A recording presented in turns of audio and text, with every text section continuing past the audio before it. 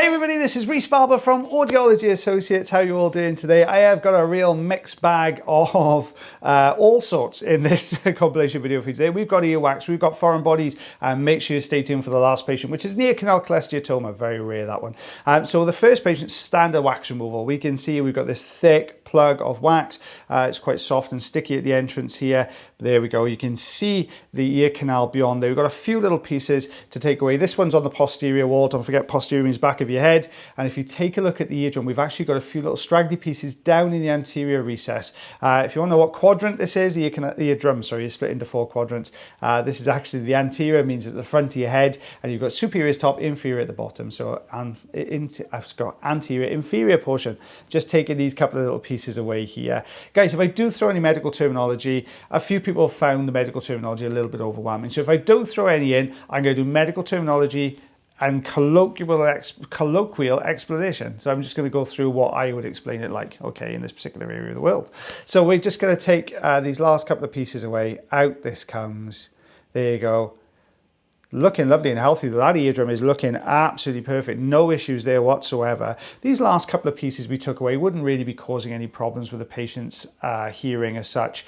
It would have felt really weird to take it away, quite tickly because it's coming away from that very deep osseous portion, that portion of the ear canal surrounded by bone. It's a little bit more sensitive down there, so it would have felt a little bit tickly. Now this is obviously the other ear canal here. We can see this is, I think this is the left side. The last side was the right side. I think this is the left one. So we're just taking this pieces of wax away here. Now what we can see in here, we've got very dense hairs on the outer part of the ear canal. Those hairs have a really important job. They're designed to stop any dirt and debris from getting into the canal, the bigger bits of dirt and debris. And then you've got your wax as your second layer of defense then, which is going to pick up any bits of dirt they've got through, dead skin cells, oil, all sorts, all mixed together. Now in this case, the patient has been trimming those outer hairs on their ear canal, and they've got embedded into the wax. So what you end up with then is a dry wax, which is dried around all these bits of hair, which makes it a little bit tougher to get out because it all wants to bind and hold together. So I'm just maneuvering this to the outer portion of the canal, getting a grip here with the crocodile forceps. This is a great tool for getting these bits out. We do inadvertently sometimes pull the hairs out of the outer part of the ear canal. A bit of a free ear waxing, if you like, as this comes out. But there we go. Look at that coming away. Looks lovely. You can see the tiny hairs and just a couple of straggly pieces here at the entrance. And then we're going to drop in a bit further. You can see there on that posterior portion of the eardrum, so the back portion towards the back of the head there, you'll see another piece, which is quite a hard piece with lots of little hairs all embedded around it. Now you will notice the absence of Mr. Taylor Green. It's just me on my own today. Unfortunately, just the way our clinic worked and with the patients coming in, he didn't get a chance to come in and voice some videos over. But we're hoping to get that done for you next week. There we go. You can see this almost like this little hedgehog, porcupine, I would say, little kind of round ball in the middle with all these little hairs coming off the outside edge. Would have felt really tickly down there, that eardrum as well. But that's come away really, really well.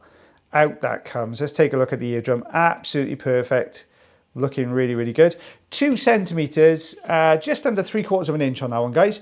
Don't forget, stay tuned. We do have a foreign object coming up. We do have an ear canal cholesteatoma, so make sure you stay tuned for the rest of these videos as well, guys. And if you have any comments, drop them into the comment section below. That's how I knew that you guys were struggling a little bit with some of the medical terms, or some of you were. So I'm trying to mix it up and do a bit of both in the videos, just to keep everyone happy, which is how we want you to be. We like happy viewers, and that's the way it should be.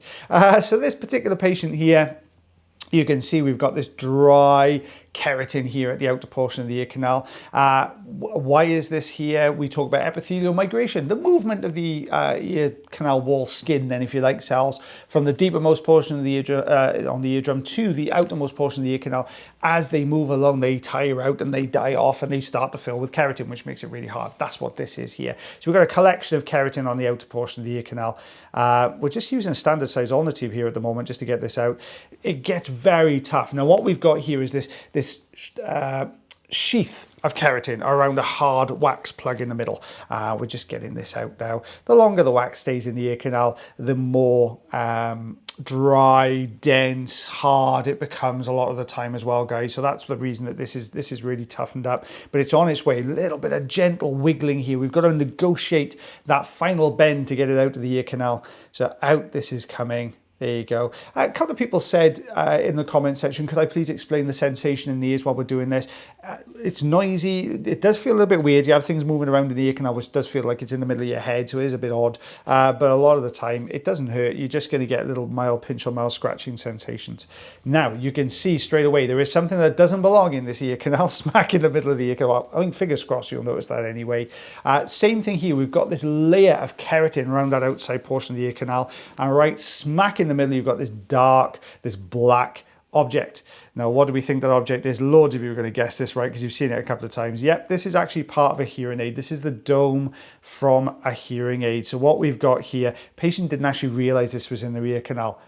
Yes, I know you're all shouting at me. How did you not know that was in there? When you see the shape of the dome, you'll understand in a second. But a lot of the time, patients will take these hearing aids out of their ear. It might not be until they put it down they realize that the dome's not on it. Now, sometimes people will think, oh, well, it must have ended up in my ear. They'll have a little feel. They can't feel it. They think, oh, well, it's not there. Sometimes people think it just falls off and lands on the floor and they can't see it anymore. So it's not unusual for people to get these things in their ear canals and really not realize they've got them in there. We're really having to lift this layer of keratin. You can see peeling it down. Now, remember, I just mentioned, I don't want to bang on about epithelial migration. I've talked about it loads in the last couple of videos. But when we talk about this sort of movement of the skin, you can see how that whole top layer of skin, that surface epithelial layer there, filled with keratin and become this harder layer sitting on top of the others. As we lift this, you can see, look how it goes down. You get peeled all the way along that canal wall. Now, the reason I'm concentrating on this particular bit of keratin and not the dome beyond is because if I try and pull that dome out, this keratin is going to hold on. It's going to form a barrier for me getting this out. So I've got to get that out first. But there we go. You'll see the dome. Now, this is something called an open dome. So hearing aid domes come in different shapes and sizes. Now, this one particular one's called open. And open means that it's got lots of holes punched around the outside edge, which in this case would have been allowing the sound through. And you'll definitely see that now. So we couldn't quite get a grip with the tool. So we're going to go for the St. Bart's hook. As we pull this forwards, there you go. You'll see almost that little sort of pepper pot top to it. So you've got these little holes there. That would have been allowing the sound through. And there are bigger holes punched all the way around the outside as well. That would also be allowing the sound through. So this is why the patient didn't really realize they hadn't experienced too many problems in the way of hearing loss or anything like that. But out that's come. It's looking lovely. Just a little bit of tidying up to do in here now. So we're going to use the fine end to do that. It's always nicer to do a bit of tidying up with a fine end, just to take some of these pieces away. There we are. You can just see that layer of keratin. We're just working on the top there, working sideways back and forth just to try and get these pieces out. It's a little bit stuck to the left-hand side there. I can just see that again, get a better view and reposition the endoscope. So just going to pull that away. Look at that long strip. There you go. You can see what I mean about that layer, that hardened keratin-filled skin layer that's sitting on top of that ear canal. There we go. Eardrum looking lovely. Oh, very, very healthy. You can see the dome there just on that 0 section. We go up to 3/4 of an inch, just under 2 centimeters. Don't forget, guys, we do have the very rare ear canal cholesteatoma coming up at the end of this video as well. We've got one more wax removal to go through, and this lovely patient came through. They've been using cotton buds to clean their ears.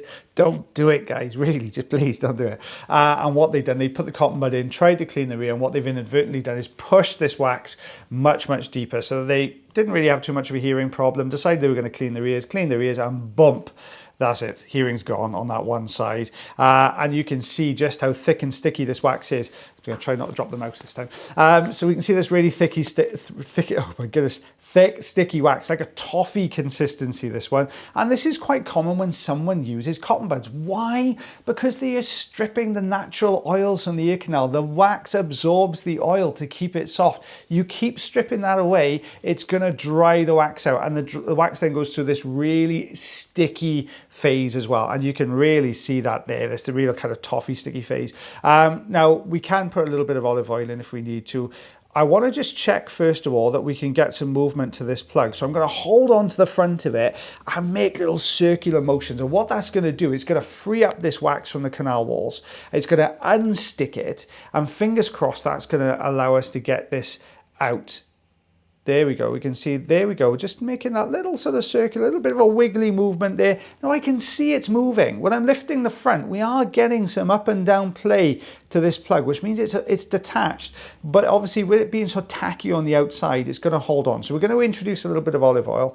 There we go. And literally I've just popped this into the ear canal. It's going to help. We've got to negotiate these couple of bends. Remember, ear canals have 2 bends. We've got to get around the second bend, which is where we are now. And then we're going to work it down to the first bend. And that's what we're doing just as we're coming a bit further on. Got to get a grip again now, you see. Let's hold on to it. The oil will help you to get a grip sometimes. Okay, so we're going to bring the St. Bart's hook in because it's not really, it's got kind of stuck here at this point. Is it hard enough that we can get a good bit of purchase with the St. Bart's hook? Let's have a little look. Not quite, not quite. You can see it's still got that little bit of softness to it. So as we pulled the hook, it pulled it straight through the middle. So ideally we need something with a slightly wider end. So a Jobson horn here. Now this is the oval Jobson horn. I personally prefer oval Jobson horns than round. I just find they've got more uses. So I'm just going to try and bring this forward. I'm trying to sneak over the top there. Now I'm over the top now.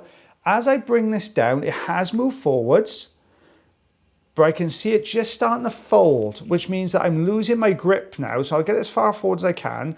Now I'm going to reposition, go further back, go behind that plug.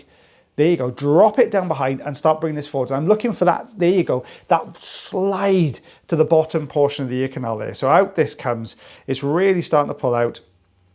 Lots of little hairs embedded in there as well, really binding this wax together. Don't forget, wax is a mixture of dead skin, oil, dirt and debris in there as well. So basically it's all mixed together, and what we get is all these little tiny bits of hair that have been clipped off. You can see the short stubbly bits on the outside edge. So the patient does clip their ear canal wall here. So this is just coming away. I'm trying to get a good grip. We will get there now eventually. There we go, up that comes. So a fairly decent size plug, that one. We've just got a few little straggly pieces, very dark, almost ebony color wax, really old type wax. Your wax can vary in color quite a bit, guys. You can be cream in color, it can be bright orange, it can be dark colors like that, dark brown, chestnutty brown into this black color as well. So you can see how sticky this is. That canal wall is dry. It's really sticking there. So the patient needs to use a little bit of olive oil on a regular basis just to help to keep everything nice and soft and keep it moving.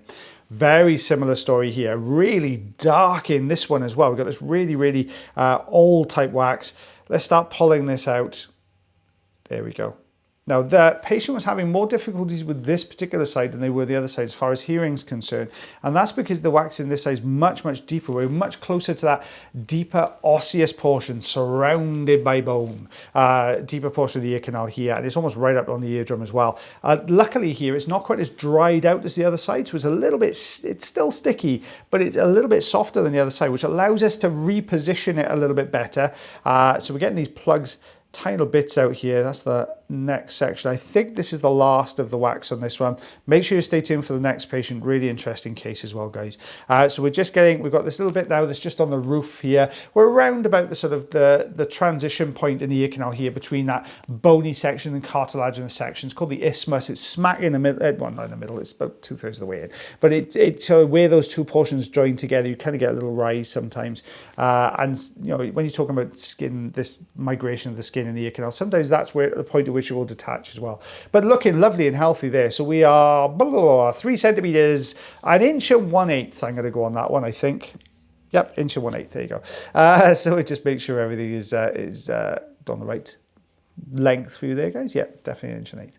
Right, really interesting case, this one. This is actually a case of an ear canal cholesteatoma. It's a really rare condition. You don't see it too often. Now, at first glance, this just looks like wet wax. Now, watch what happens as we start the suction. There we go. I'm thinking, okay, it's just wet wax, just wet wax. Ooh.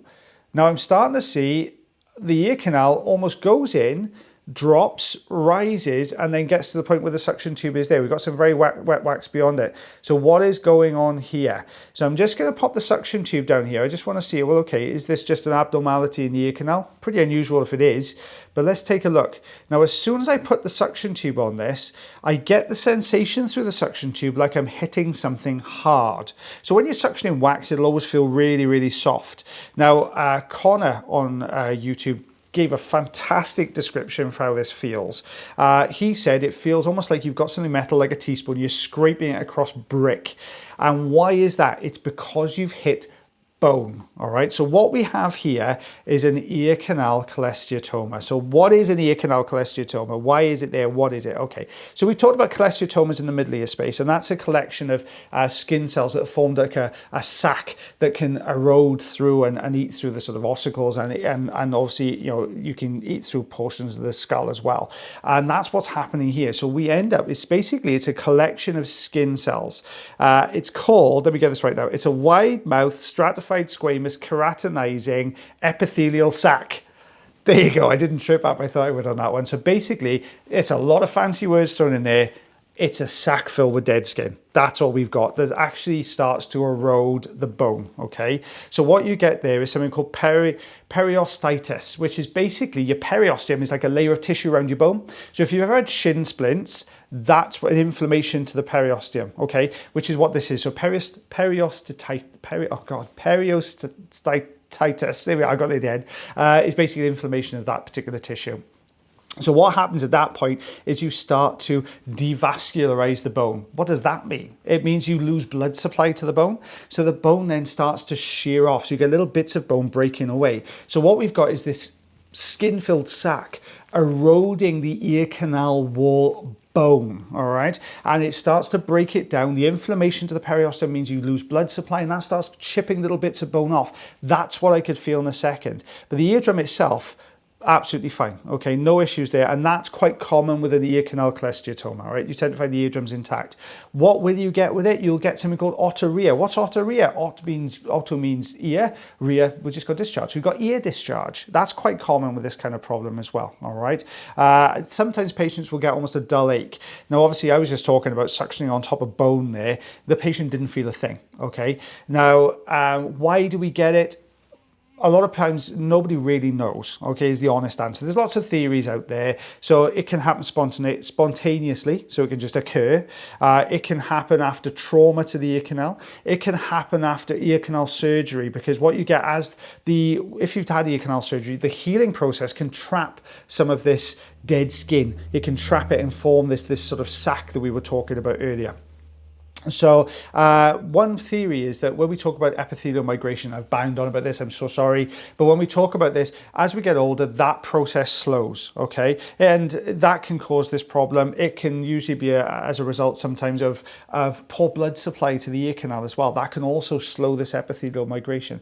So it's a really interesting case. What will happen from this point onwards? We need to refer to ENT, okay? If it was a much smaller cholesteatoma, if it was just debris, or we just basically had that sac of dead skin rather than a lot of bone erosion, then we could manage it in clinic. We could keep clearing that on a regular basis, and that could be perfectly happily managed in clinic.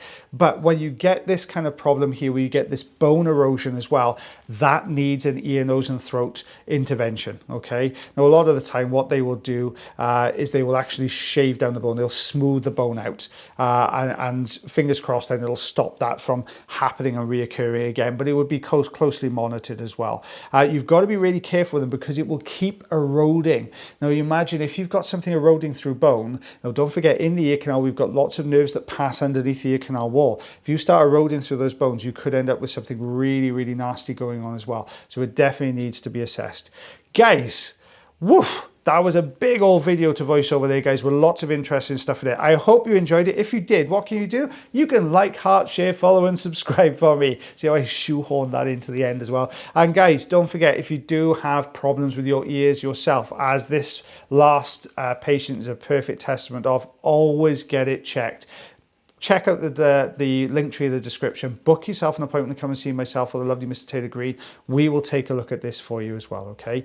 But as always, guys, take care of yourselves, take care of your ears, and take care of one another. If this format of video where I mix up the medical terminology and keep it quite simple as well is appealing to you guys, let me know in the comment section below. That would be absolutely fantastic. Fingers crossed you'll see the lovely Mr. Taylor Green at some point next week. But as always, guys, take care of yourselves, take care of your ears, and take care of one another. I'll see you again real soon. Bye, everyone.